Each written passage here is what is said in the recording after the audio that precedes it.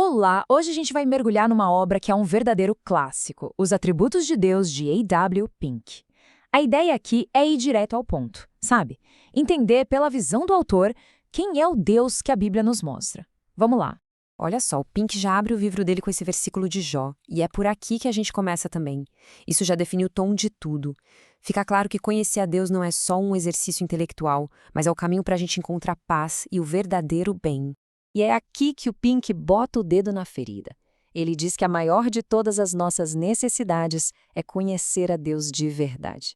O problema é que a ideia que muita gente tem de Deus é muito humana. É uma visão moldada pelos nossos sentimentos que acaba criando uma caricatura, uma versão que não bate com o Deus da Bíblia. Então, para corrigir essa imagem distorcida, Pink nos leva lá para o comecinho de tudo. Mas quando digo comecinho, é antes de tudo mesmo, antes do haja luz, antes do universo. Ele começa com a solidão de Deus. Mas o que é essa tal de solidão de Deus? Pensa assim, é o estado em que Deus existia, desde sempre, antes de qualquer outra coisa existir. Ele estava só, mas era um estado de total completude, de satisfação nele mesmo. Ele não precisava de absolutamente nada. E as palavras do próprio Pink sobre isso são muito fortes. Ele reforça essa ideia. Deus, por si só, era e é perfeitamente completo. Não faltava nada, não havia carência. E não era aquela solidão que a gente sente de estar sozinho e triste, sabe? Nenhuma necessidade movia ele. Aí vem a grande pergunta, né? Se Deus já era completo, por que criar o universo? Ele precisava de alguma coisa? A resposta que o Pink dá é que a criação não acrescentou nada a Deus. Foi uma decisão totalmente livre e soberana. Não por necessidade, mas simplesmente para manifestar a glória dele. E essa ideia de uma vontade totalmente soberana já nos leva direto para o próximo ponto central do livro do Pink. A soberania dele, o controle absoluto que ele tem sobre todas as coisas. Aqui, a Escritura não deixa dúvida. O plano de Deus, o conselho dele, é firme. A vontade dele vai ser feita. Não existe nada, absolutamente nada no universo que possa impedir os planos dele de acontecerem. E aqui o Pink faz uma comparação bem direta. De um lado, você tem o Deus da Bíblia, que, como diz o Salmo, faz tudo o que lhe agrada.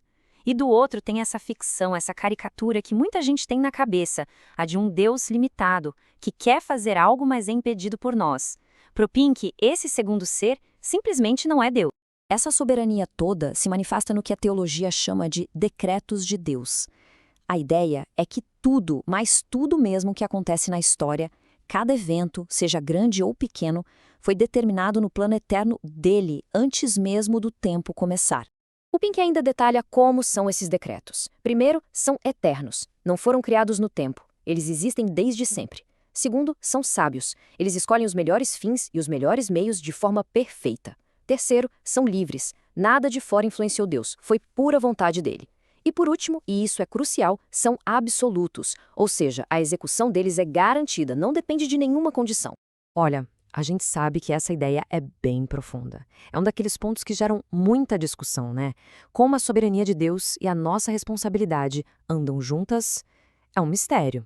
E se esse tipo de reflexão mais a fundo te interessa, já aproveita para curtir esse material e seguir o canal Pneuma BR, porque é disso que a gente fala por aqui. E falando em discussão, a gente quer muito saber o que passa pela sua cabeça sobre isso. A soberania de Deus é um tema que mexe com a gente. Deixa o seu comentário aqui embaixo, vamos conversar e, claro, já ativa as notificações para não perder os próximos estudos.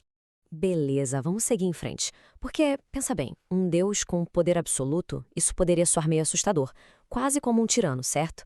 Mas é aí que o Pink mostra por que não é assim, olhando para o caráter perfeito de Deus, a sua imutabilidade e a sua santidade.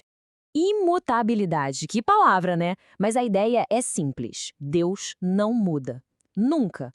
Ele não pode ficar melhor, porque ele já é perfeito. E ele também não pode piorar, porque aí deixaria de ser perfeito.